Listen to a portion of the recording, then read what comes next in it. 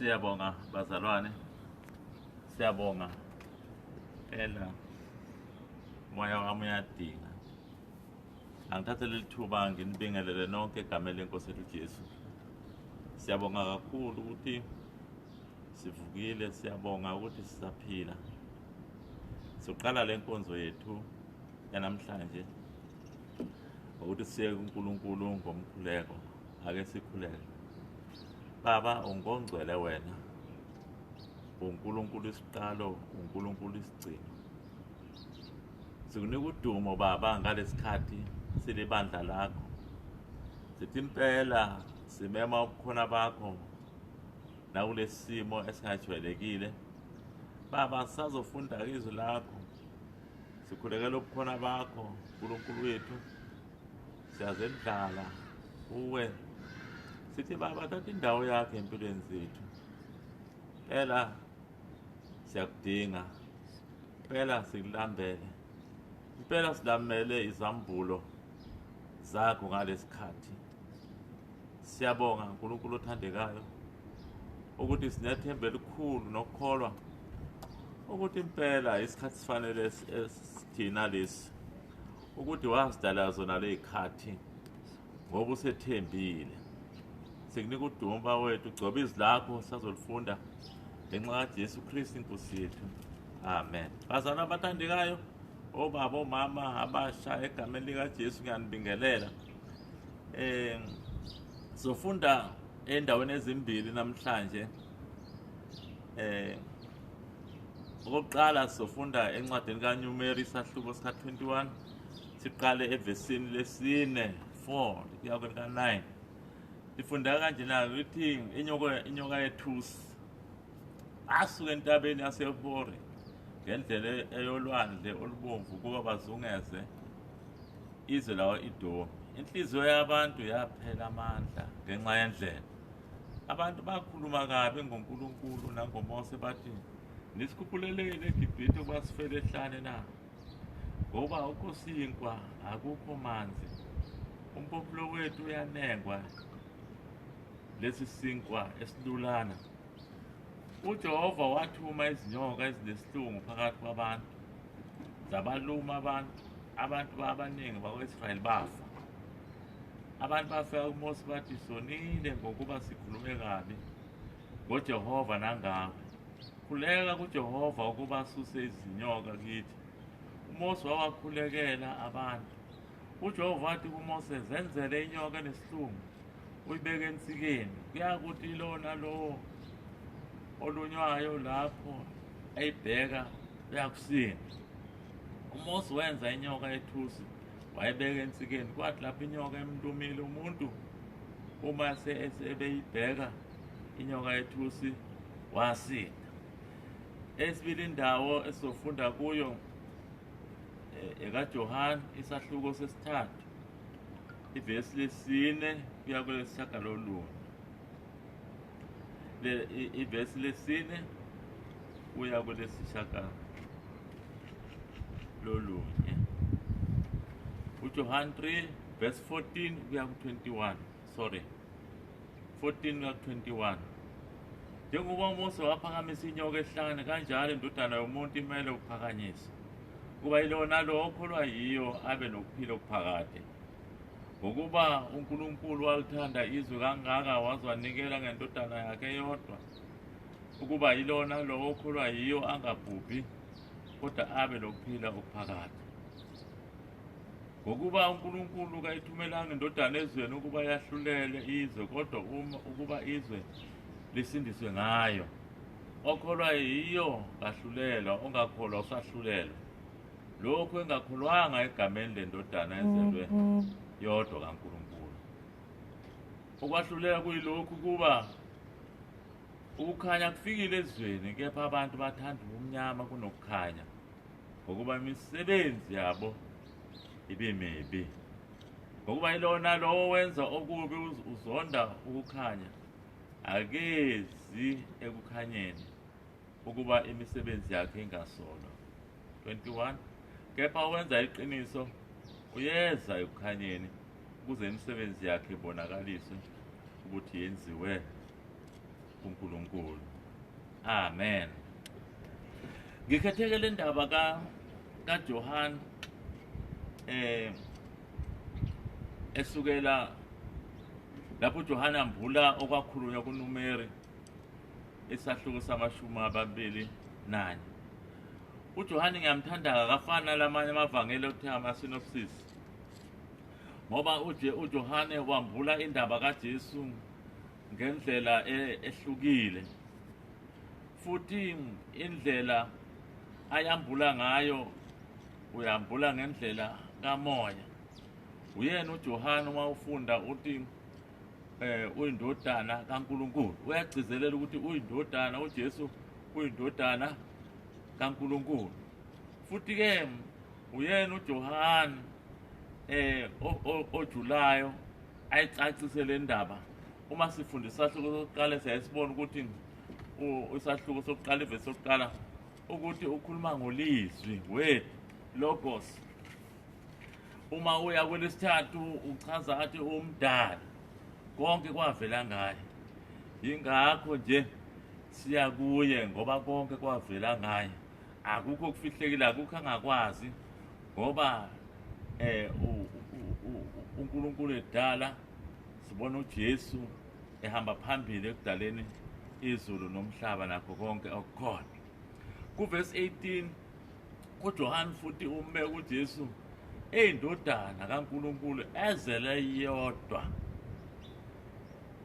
Ukhanyisa ngaleyo ndlela. Uma siya kuJohane isahluko sokuqala uvesi 21 u29 no36 uyena uthi wundlu likaNkulunkulu elisusa izono zezwe. Uma sigcizelela akekho omunye, yiwundlu lephasika, yiwundlu likaNkulunkulu, yiwundlu elikhululayo elisusa izono zezwe. Uma siqhubeka sibheka uJohane ambula le ndaba, uthi uphinda amazwi alapha Exodus 3 ivesi 14 lapho ethi uNkulunkulu nginguye. Yena ku chapter 8 uvesi 58 uyayiphinda le ndaba. Futhi ngithanda ngoba uJohane indaba yesiphambano ayisiyo nje indaba yehlazo, kodwa ilapho inkazimulo kaNkulunkulu yambulwa khona. Yilapho ubukhosi kaNkulunkulu, yilapho insindiso kaNkulunkulu yambulwa khona, futhi lapho insindiso kaNkulunkulu yaphelelisa khona esevuka uKristu Jesu. Isiphambano ngokukaJohane isona esajika izinto. Abanye babethi ihlazo, kodwa yena uthi cha, akunjalo, kodwa ilapho kwafika khona ukukhululwa komuntu. Yonke-ke lento uma siyibheka, uma siyibuka, sibuka ukuthi sisukela othandweni kaNkulunkulu. Uma sibheka emandulo, uNkulunkulu wayethanda abantu bakhe ukuthi babe nabantu bakhe ahlale nabo, ebathanda, ebakhusela ezikhathini eziningi. Kodwa into eyayihlupha kakhulu ile nkinga eyayilokhu ilandela umuntu, inkinga yesono. Inkinga yesono yamlandela umuntu. uNkulunkulu wayenenkinga-ke, noma wayenomthwalo ukuthi njalo ufanele aveze amasu ukuthi kodwa uyi-adressa kanjani lento, le ndaba, le nkinga udila kanjani nayo. Le nkinga akakwazi ukuyiziba, le nkinga akakwazi ukuyishayela endiva, ngoba uNkulunkulu akahlali lapho khona kukhona ukungcola. uNkulunkulu akahlali nesono. Isono isona esahlukanisa umuntu noNkulunkulu, umuntu uNkulunkulu abemthanda kangaka. Yingakho-ke sibona ukuthi uJesu wadingeka ukuthi azalethe emhlabeni. Phela uJesu ngowethu, uJesu walethelwa thina. Lapha-ke kuNumeri sibona uNkulunkulu esehambe no-Israyeli elidibanga, ebavikele banqobela bengenazo nezikhala ezitheni bamone abaxolele endleleni. Kodwa namhlanje sibona abaqeda ukunqoba impi sebeyajika bathi ayi uMose noNkulunkulu abekho fem. uMose noNkulunkulu lento abasenza yona ayifanele, angazi ukuthi babehlushwe yini beze besikhipha eGibhithe lapho sasidla khona ekamnandi. Lithi iBhayibheli bakhonona ngoMose, bakhonona nangoNkulunkulu, bagxeka imana bathi isinkwa esiludlana nje, bafuna ukubuyela emuva bona. Ngicabanga ukuthi babengazi kahle ukuthi bakhuluma ngani, ngoba abantu abaningi ngalesikhathi bakulesizukulwane esisha esesidala sasesifile ngalesikhathi, kodwa sasikhumbula eGibhithe. Ngithemba sasingabazi ukugqila ababebizwile obaba baso nomkhulu baso. Lithi iBhayibheli uNkulunkulu wadedela iy'nyoka zabadla. Lezi nyoka kwangesizi inyoka nje, kwayinyoka esinobuthi obuyisimangaliso, ngoba zazemna umuntu afe ngaleso sikhathi. Bagijile uMose uma ubheka evesini lesikhombisa bathi sikhulume kabi Mose, sikhulume kabi ngawe, sakhuluma kabi ngoNkulunkulu. Sicela ukuthi usikhulekele kuNkulunkulu ukuthi asuse lezi nyoka kithi.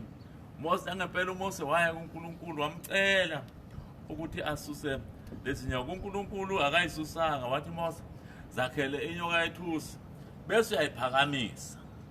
Uma uyiphakamisile le nyoka oyibhekile uma elunywa uyosinda. Bakufanele kube khona abakwenzayo. Bakufanele ukuthi uma ngabe inyoka ibaluma bakhombisa ukulalela nokuthi bazwile ukuthi uNkulunkulu uthini. Ukulalela kwakukhombisa ukuthi ngempela bazisola laba bantu. uJohane ke laphana esahlukweni sesithathu uJesu ufanisa ukubethela kwakhe njengokuphakanyiswa. Ufanisa njengokuphakamisa kwenyoka yethusi ababheka kuye abasindayo. Kulamalanga sifuna ukwelashwa, kulamalanga sifuna healing, kulamalanga sifuna impendulo. Ngapha nangapha kukhulunywa ngecorona. Kulamalanga sidliwa izinyoka. Hayi inyoka lezi zazibadla ekuqaleni. Sinenyoka esihlasele, sinecorona esihlasele. Kukhalwa umhlaba wonke, akukhalwa iSouth Africa yonke. Ngakho ke impendulo itholakala kuJesu esho yena ukuthi unjengaleya nyoka abantu ababeyibheka maqede basinda. Uma ubheka la siqale khona kuverse 14 uthi ubani onyukele ezulwini kuphela uyena owehla khona, indodana yomuntu, Kristu uqobo lakhe. Njengoba waphakanyisa inyoka naye indodana yomuntu iphakanyisiwe. Njengoba abantu basinda ehlane phela namhlanje bangasinda uma ngabe bezokwenza njengoba inkosi uJesu izisho ukuthi yaphakamisa. Sinesixazululo, sinayo isolution. Ake sikholwe, ake sithembe isixazululo esingesethu. Isixazululo sesethembiso sikuKristu Jesu. Yebo, zikhona izinto abantu abayishoyo, kodwa namhlanje ngifuna ukugcizelela ukuthi ake sibheke kophakanyisiweyo, ake sibheke esiphambanweni, ake sibheke kuJesu, ake ifocus yethu ibheke kuye kuphela, ngoba uyena ophakamisiweyo. Impendulo yethu ikophakamisiweyo. Hayi akasuke amehlo ethu kwabantu abangaphakamiswanga nezinto engazange ziphakanyiswe.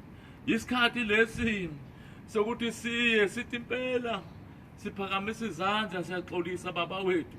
Impela isikhathi lesi sokuthi sizile, isikhathi lekusigcile sifuna intando yakhe ezwini lakhe. Isikhathi sokuthi sonile thina nabantu bethu, thina abadala bethu, isizwe sonke siye kuye. Akusisi isikhathi sokuhlekisa lesi, Akusikho isikhathi sokudlala lesi. Akusikho isikhathi sokugijimisana namaphoyisa. Asikho isikhathi sokungalaleli lesi. Kepha isikhathi lapho sithi khona thina sizukubheka kwenye indawo. Sobheka uphamisiweyo. uKristu inkosi yamakhosi. Akekho omunye owaphalelisa igazi lakhe. Akekho owadedela ukuphila kwakhe njengoba uJohane esho. Akekho wathi hayi baba nangu mina thuma mina ngaphandle kwakhe ngoba izoba isixazululo senkinga evela ilanga nelanga nesikhathi emhlabeni esiphila kuwo. Uma sifunda incwadi yamaHebheru ithi nokho sinompristi omkhulu thina. Hayi omkhulu nje, omkhulu kakhulu. Lithi iBhayibheli lamodabuli lamazulu uJesu indodana kaNkulunkulu. Lithi masibambelele kuso isivumo sethu ngokuba sinayo omunye umpristi. Owethu umpristi uyazwelana nathi. Owethu umpristi uzwelana nobuthakathaka bethu. Lithi iBhayibheli lami yena ulingwe kukho konke kodwa yena engenasono. Ulingwe kukho konke njengathi kodwa yena akazange abe nasono. Kumnandi ukwazi ukuthi khona ozwelana nathi. Kumnandi ukuthi sibhekene nezifo ezinjena ezisixakile ukhona umelana nathi. Kodwa kubalekile bazalwane. Ake sifike silingise uIsrayeli. Ke sizihlole thina impela uqobo lethu sithi hayi sonile Nkosi. Omunye nomunye akayihlole ngaleli thuba ukuthi yimi lo ngonile ngizosondela kophamisiweyo. Masondele ngesibindi ke bazalwane esihlalweni somusa. Amen. Amen. Asondele ngesibindi. Underline isibindi. Isibindi sisho ukuthi ngine confidence, sithi nginesiqiniseko sokuthi uma ngiya kuye na kanjani impendulo ngizoyithola. Akusiso isikhathi sabantu abaya bewafu uNkulunkulu lesi.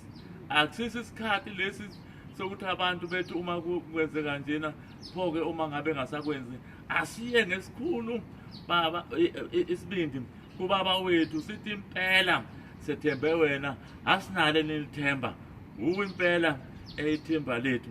Siyeke esihlalweni somusa abazalwane. Lithi iBhayibheli somukeliswa isihawu sifumana umusa wokusiza ngaleso sikhathi esifaneleyo.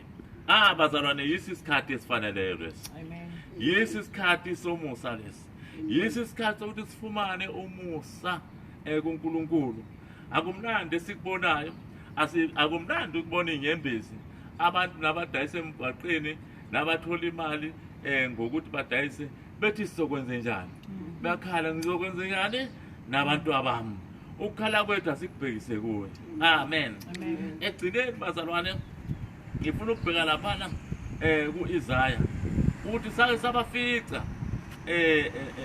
isikhathi esinje. Uma sibheka uIsaya uchapter 10 siqale kuverse 20.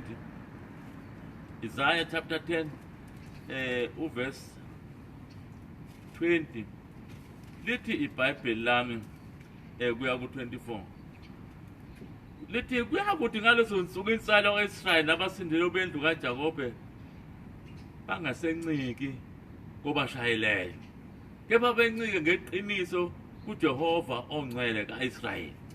Bencike ngeqiniso kuJehova ongcwele kaIsrayeli.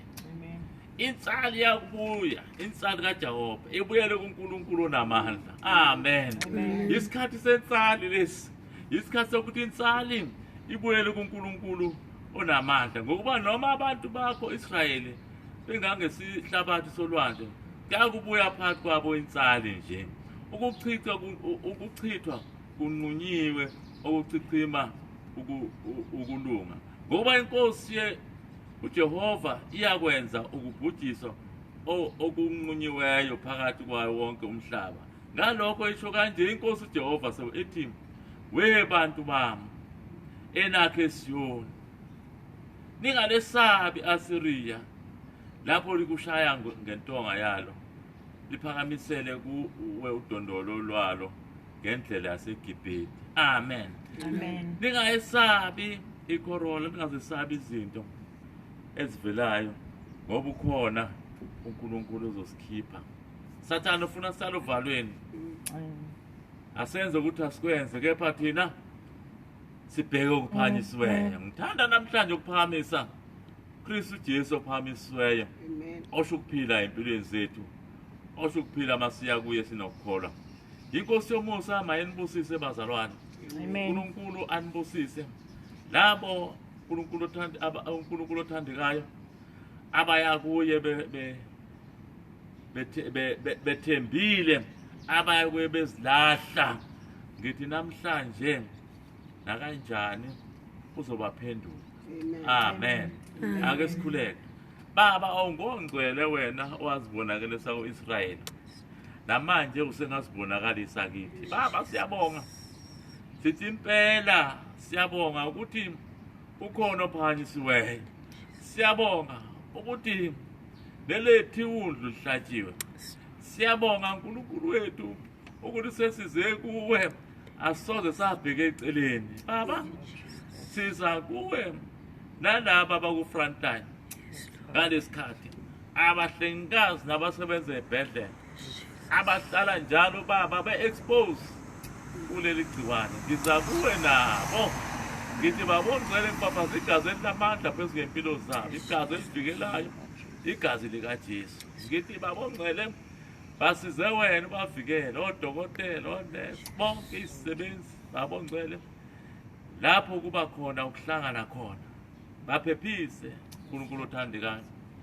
Ngiza kuwe nala selibahaqileke baba leli gciwane, baba mabasinde ngoba they are the healer. Akekho omunye okwazi ukuphilisa ngaphandle kwakho. Baba, siyabonga silibandla lakho, sinika ithemba elingapheli, ususu kwesaba kithi, uvuse ithemba enhlizweni zethu omunye nomunye. Siyabonga baba, siyakwethemba ukuthi impela usenzela umusa ngayo uKristu Jesu inkosi yethu. Amen. Amen.